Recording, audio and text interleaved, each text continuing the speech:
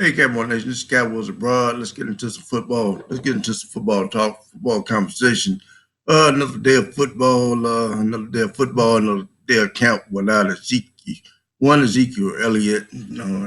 Everybody and their brother asking questions about what's going on, what's happening, what the situation is, and they want to know when this is going to be resolved and all of this kind of thing. The truth of the matter is, with the Zeke situation, there's a tale of two sides of this. There's a tale of two sides of this. There's the emotional side, and then there's the business. Then there's the business side of it. There's no secret. There's no secret. At least for most people know me, man. I'm a bit upset with Ezekiel Elliott that he would have the audacity, man, to hold out on Cowboy fans and Cowboy Nation and the Cowboy organization. After all the shit and crap he done put us through over the last 3 years, I would think and hope that he would have a little bit of team loyalty and dedication to the team. Stood by Zeke, through thick and thin, and now, man, over some money, over a few dollars, he's got the audacity to hold out on those who have been there for him through all this crap. That is one side of it. But notice there's one falsehood in what I just said. He has the audacity to hold out over a little bit of money. It's not a little bit of money. And that's where you get into the business. That's where you get into the business side. That's when you get into the business side of it. Zeke Elliott has put in the production, put in the work, and as you can see right here, this 2018 stats. Ezekiel Elliott leads the league in rushing. He's number one. Can't get any better than number one. Although I would like to see, I don't really like this particular stat right here, the 6 fumbles. I think that you probably shouldn't have as many fumbles as you have fucking touchdowns. But overall, Zeke put in the work, put in the production. You can go on to say, Zeke Elliott, in 40 games played, Zeke Elliott has rushed for 4,000 yards. And you can read as well as I can. You can see here what he looking out. What sticks out of my mind is just 1,189 receiving yards and 6 touchdowns. Two rushing titles. So he's led the league in rushing twice, and he accounts for about 1,200 receiving yards on our team, and he accounts for about 1,400. He accounts for about 1,400. He accounts for about $1,400 a year in rushing as well on the ground. So you put all that together, and what you got is Zeke is averaging about 2,000. He's averaging about 2,000 yards of offense per year. All-purpose yards. What does that mean to us? Zeke Elliott is about 50% of our offense. He's about 50% of our offense, about half our offense. And our offense is built and designed to run around Ezekiel Elliott. Is built to run around Ezekiel Elliott. He puts in the work. Now you look at that and you say, that's all well and good. So what? Don't make no difference. Well, he's putting in all this work, and then if you Ezekiel Elliott, you sitting there and you saying, man, I'm the Russian king, and you're looking at this here pay chart. You're looking at your pay chart, and you're looking at Todd Gurley, making $14 million a year, Le'Veon Bell making $13 million a year. I mean, and then you're talking Jared McKinnon making more money than you.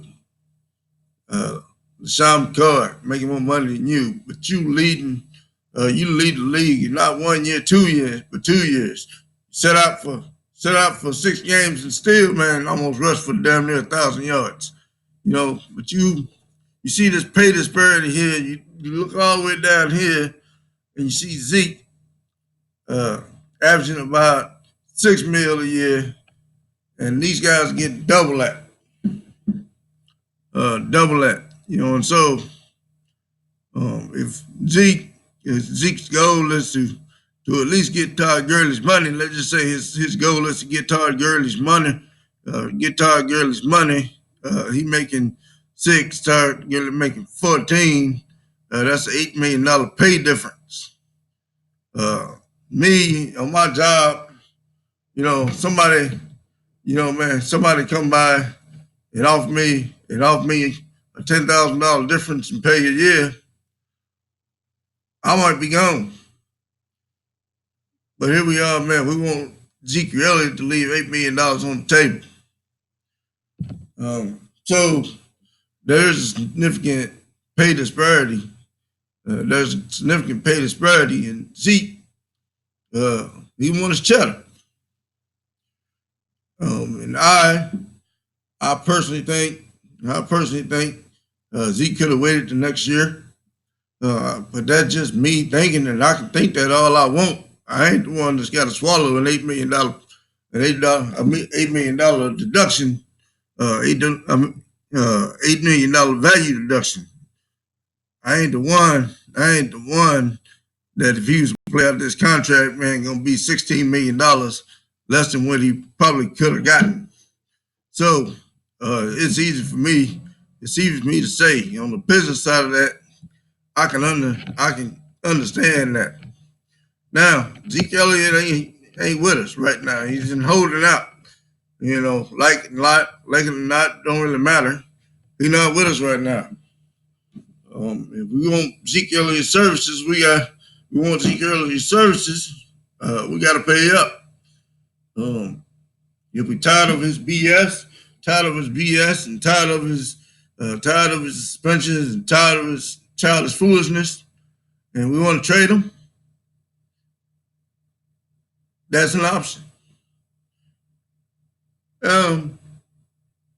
Albeit I will say, I think it's a foolish option. You can't just replace half of your offense,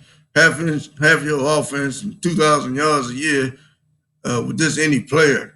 Zeke is a generational player, once every 5 or 6 drafts talent, a proven commodity, just done on multiple occasions. Although I'm a bit perturbed that he wouldn't show up for training camp. I ain't foolish enough to trade Ezekiel Elliott.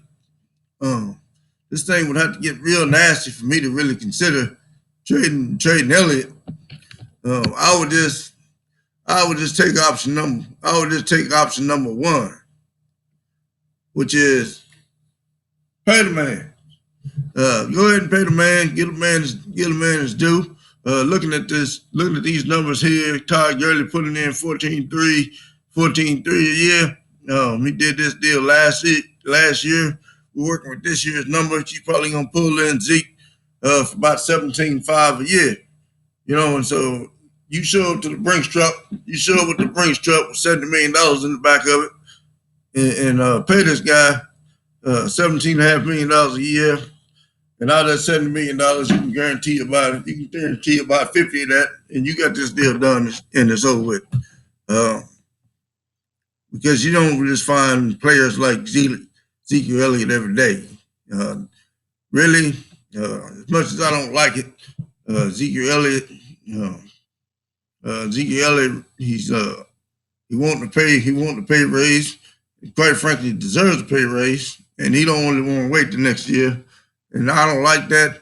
But at the same time, I can't really sacrifice the opportunity that the Cowboys have right now.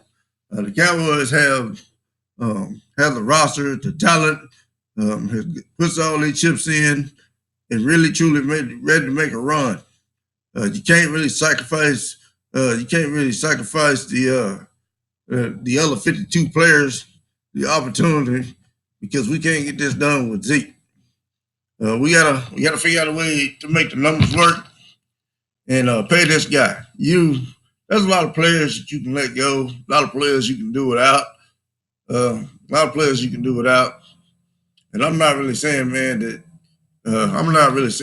that you can't live without. You can't live without Zeke.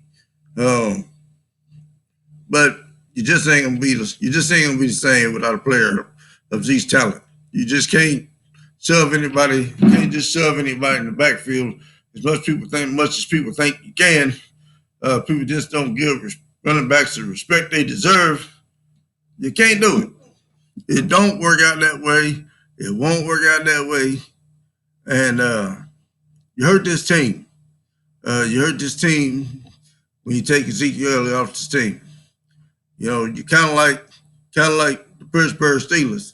Kind of like the Pittsburgh Steelers when they didn't pay Le'Veon Bell, and they sitting at home watching the damn playoffs, watching their rivals play.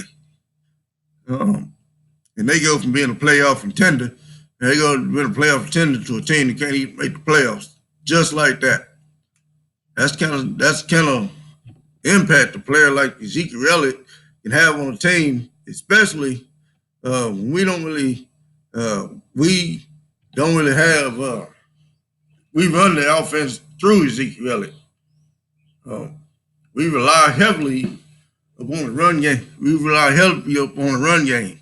We would have to completely restructure our offense to put a different type of player back there, and that just don't make any sense. And as it stands right now, looking at my backup running backs, I'm looking at Darius Jackson. Me personally, like the kid, but I don't see him as no Zeke. And I'm looking at this Pollard kid, never taking a snap in the NFL. I don't know what he's gonna do at the NFL level. He shows a lot of promise. But I don't know if he can get it done in the NFL. Do I really want to trust this season on an unproven commodity to that magnitude? I just don't know. So let's just put away this ugly frenzy and go on and pay Zeke. And while we at it, let's go on and solidify our roster and pay the triplets, the new triplets. Pay Zeke, pay Coop, pay that, and be done with this. I mean, you gotta look at the numbers, tweak the numbers, evaluate the cap space anyway, and you gotta rework the budget anyway to fit Zeke in. So while you're there, why don't you go on and pay the other two, and just be done with this charade altogether. Lock up those three players for the next 4 years, and have the nucleus of this team settle in. I mean, we already got our offensive line pretty straight, and still got a few years left on most of our offensive linemen's deals. You know, so while we got that worked out, let's go ahead and lock up. Let's go ahead and lock up our running back, QB, and wide receiver, and we through with this deal. I'm Cowboys Broad. Thank you for watching. Thank you for tuning in. Thank you for subscribing. Thank you for listening to me rant. Yeah, I'm a bit pissed. I'm a bit pissed off. Zeke with strong arms just like this on this level, but at the same time, it's business, and I'm not foolish enough. Man, to give up a player like Ezekiel Elliott. Not without one hell of a premium. I'm not even sure what you could offer me, but you'd have to offer me a healthy premium for me to even consider it. You know, it would start with at least three draft picks, and two of them would have to be first round picks. I'm telling you that right now.